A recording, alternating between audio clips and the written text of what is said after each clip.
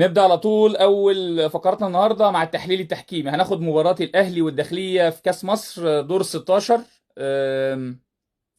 كلام كتير اتقال قبل المباراة. الأهلي هيلعب بالاحتياطي، الداخلية هتلعب بالاحتياطي. نزلنا المباراة لقينا كله بيلعب بالأساسي.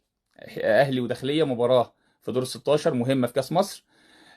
طاقم التحكيم عمل مباراة تحكيمية مميزة. طب ناخد اللقطات التحكيمية اللي في المباراة. في الدقيقة 13 مطالبة الأهلي بركلة جزاء. حكم المباراة محمد يوسف ما احتسبش في الملعب. حكم الفار استدعاه. راح محمد اتفرج على اللقطة ولقى ان الايد مكبرة الجسم، وبالتالي يعاقب عليها. ده الريسك اللي بيعمله مدافع الداخلية، ويعاقب عليها بلمسة يد. وبالتالي كانت ركلة جزاء صحيحة تم احتسابها النادي الاهلي في الدقيقة 13. تم اهدارها بعد كده. في الدقيقة 38 هدف الاهلي وصحته. القرار صحيح من المساعد الثاني، لا وجود لتسلل. مراجعة صحيحة من حكم الفي اي ار، وهدف صحيح. ومراجعة صحيحة من حكم الفي ار، وهدف صحيح للنادي الاهلي. في الدقيقة 52 في انذار مستحق على بيرسي تاو لادعاء العرقلة. طبعا الصفارة لازم تطلع في لقطة زي بتاع بيرسي تاو دي، حاجة من الاثنين: يا اما ركلة جزاء يا اما انذار. بيرسي تاو طبعا عمل ادعاء للعرقلة، وبالتالي لازم ياخد عليها انذار، وركلة حرة غير مباشرة محمد يوسف احتسابها، وانذار مستحق لبيرسي تاو.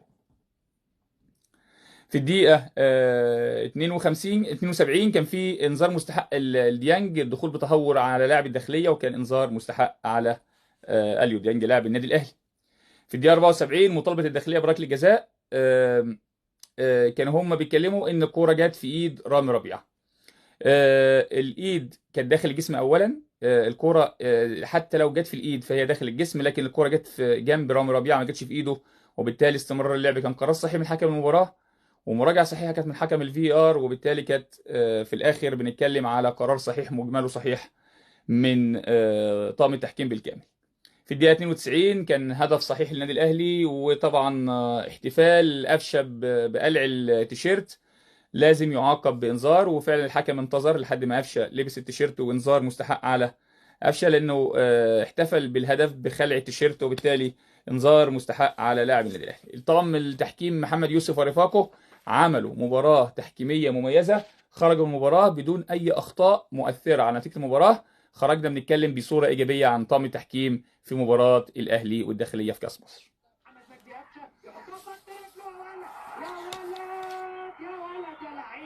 يا ولد يا لعيب ببطن القدم على الهادي، واحتفال كريستيانو على قفشه.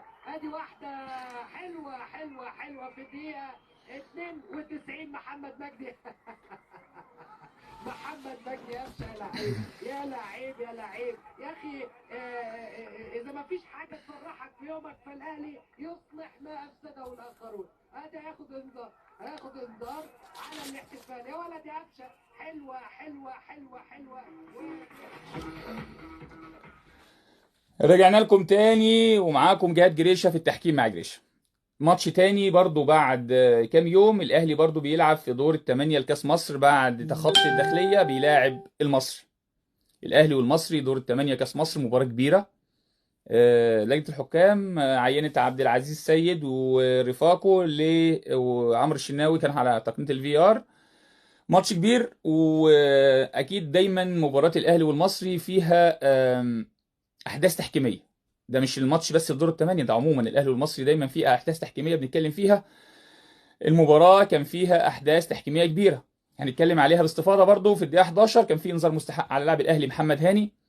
كان في احتكاك مع لاعب المصري. لاعب المصري عمل فاول باهمال. الحكم احتسب الخطا على لاعب النادي المصري. قام محمد هاني بنرفزه ودفع اللاعب المصري في ظهره. طبعا الحكم ادى انذار، وعبد العزيز تدخل وبمنتهى السرعه ادى انذار لمحمد هاني، وانذار مستحق على لاعب النادي الاهلي. في الدقيقة 30 اليو ديانج بيلعب بتهور واضح على لاعب النادي المصري. خطأ صحيح، ولكن الحكم حسب الخطأ وما اداش انذار في اللقطة دي. كان لازم اليو ديانج ياخد انذار لان كان في تهور واضح من اليو ديانج في اللقطة دي. في الدقيقة 70 كان في مطالبة لاعبي الاهلي بركلة جزاء. الحارس المرمى الداخلية طلع ولاعب النادي الاهلي لعب الكورة. ما فيش اي تلامس حصل بين حارس المرمى ومهاجم النادي الاهلي. طبعا المعيار بالنسبه لنا عشان خطا مين اللي لعب الكره، هو اللي لعب الكره المهاجم. لو المدافع احتك مع المهاجم بعد كده لكن اللي تحسب ركله جزاء، لكن ما فيش احتكاك حصل من حارس مرمى الداخليه، وبالتالي استمرار اللعب كان قرار صحيح من حكم المباراه. ما فيش خطا على حارس مرمى الداخليه. اسف، على حارس مرمى المصري. في الدقيقه 89 كان في الغاء هدف المصري للتسلل. الكلام في الهدف ده هنتكلم فيه كتير جدا، لان كان فيه لغط كبير على الهدف المصري اللي تم الغائه في الدقيقه 89 بداعي التسلل. الحكم المساعد في الملعب احتسب التسلل. حكم الفي ار واجب عليه يراجع التسلل. طبعا الحكم انتظر الفي ار يراجع. اللاعب اللي احرز الهدف كان في موقف سليم، وبالتالي كان فيه لاعب موجود في موقف تسلل، هو مروان مهاجم النادي المصري، كان موجود في موقف تسلل. يعاقب امتى مروان على وجوده في موقف تسلل؟ حاجه من الاثنين: يا اما يلعب الكوره، هو ما لعبش الكوره، زميله اللي كان في موقف سليم هو اللي لعب الكوره. لو مروان ما اتدخلش وما اتحركش وبدا قدام الكل ان هو سلبي خالص، ما اتدخلش، كان الهدف هيبقى صحيح ومفيش مشكله بالنسبه لنا في الهدف.